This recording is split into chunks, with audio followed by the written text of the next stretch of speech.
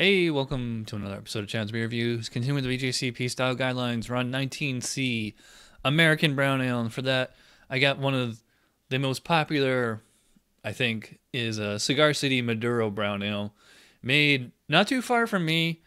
Actually, it might even be right here in Lakeland at Brew Hub. Does it say?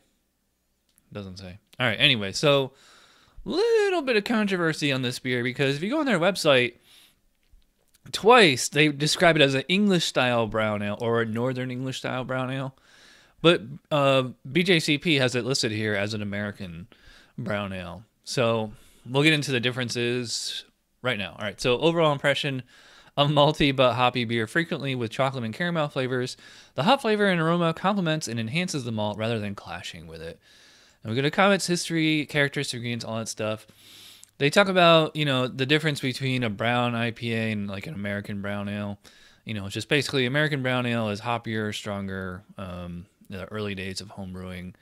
Characteristic ingredients: well modified pale malt plus crystal and darker malt, typically chocolate. American hops are typical, but continental newer hops can also be used.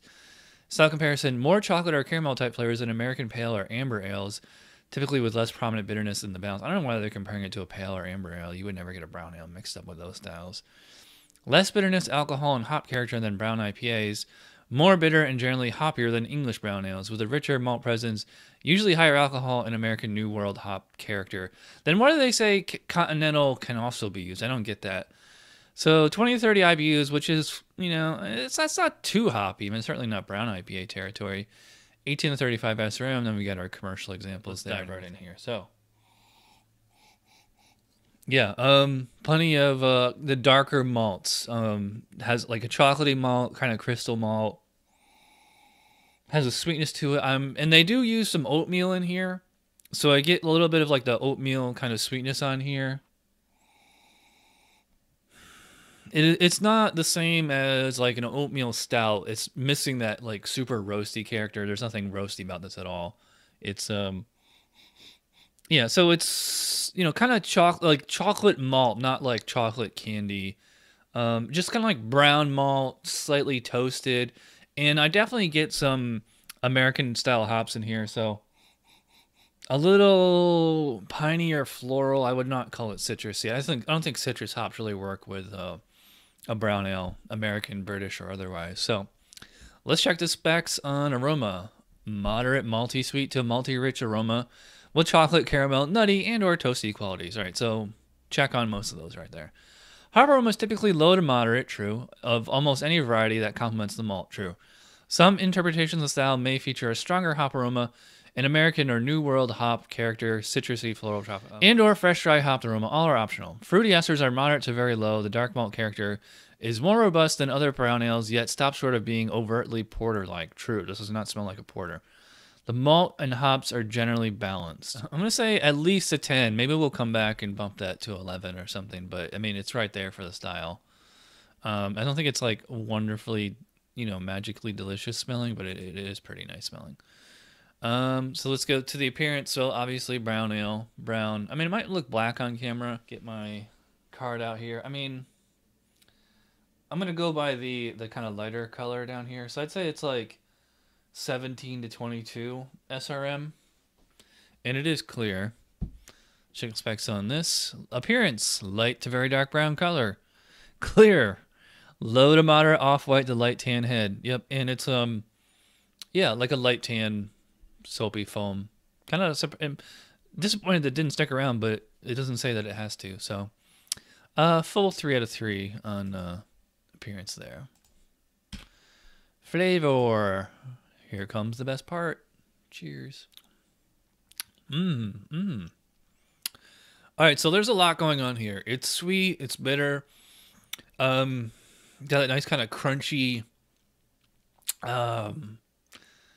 It's like a chocolate candy. I want to say not Kit Kat, something like caramel and chocolate.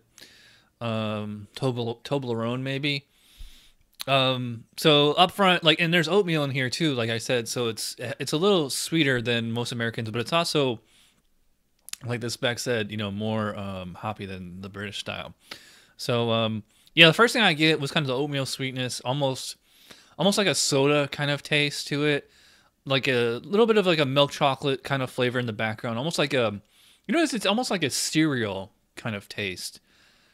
Like think of like any kind of chocolate cereal, like Cocoa Pebbles or Count Chocolate or something like that. And then you're getting like some caramel in the background, maybe a little bit of toffee. And then there's a lot of hops in here too. It's like I said with the aroma, kind of more in the piney floral kind of character, almost. I would say dank. They're certainly not dry. It's not arid or anything. I really like that back end, especially the finish. It's like this nice kind of roasty, toasty, roasty, almost like tobacco kind of thing, which it's not surprising considering the brewery and they even have a picture of a guy smoking a cigar right on the label there. So almost like a smoky kind of thing in the background. I am quite sure there's no smoked malt in this. If there is, it's like a sprinkling of it. So the bitterness it's pretty low throughout most of it. There's just like that one little brief, hot bite kind of at the apex. And you're also getting that kind of roasted malt kind of thing, which is also adding bitterness and balance. And yeah, it's nice. So it's, kind of cereal sweet up front and then a little bit of roasty toastiness on the back end. I like it. I would not call it fruity, but it's chocolatey or something, confectionery. Let's check the specs on this. Flavor: medium to moderately high, malty sweet or malty rich flavor with chocolate, caramel, nutty, and or toasty malt complexity with medium to medium high bitterness. I would agree on all of that. The medium to medium dry finish provides an aftertaste having both malt and hops. Yeah, I agree with that too. Hop flavor can be light to moderate and may optionally have a citrusy, fruity, or tropical character, although hop flavor that comes with the malt is acceptable. Yeah, like I said, more piney, floral, earthy kind of thing. Very low to moderate fruity esters. I really don't get fruity esters on here. Oh, that's it? I thought I was going to keep going. So I'm going to go pretty high on this one. I'm going to say 18 out of 20. Mouthfeel, I would describe this as about a medium body, medium carbonation, maybe even medium low. It's I guess about medium. It's medium to the whole thing. Pretty smooth. Aftertaste is fairly clean. It's actually a little bit of both, like they said. So it's slightly malty, and a brief kind of earthy, floral kind of bitter hop kind of thing there.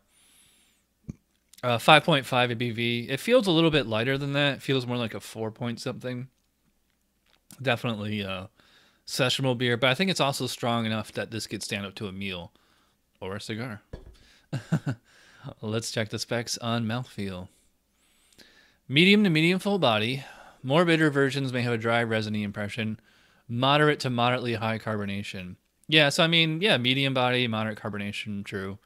They didn't talk about whether it should be smooth or crisp or anything, but very drinkable. I think it's a little light for what it should be. I'm gonna go 4 out of 5 overall impression. I'm gonna say 9 out of 10. That brings us up to a total score of 44 out of 50. That's two in a row that were 44 out of 50.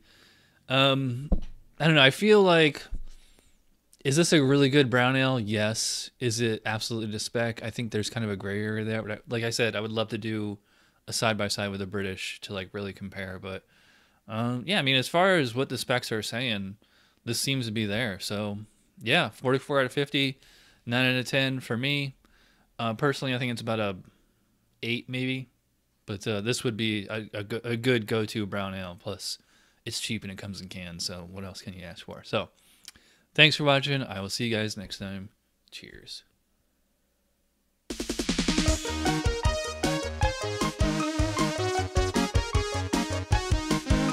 Somebody brewed it. Chad just reviewed it. Thanks for watching Chad's Beer Reviews. Trust me, the next episode will be a lot better.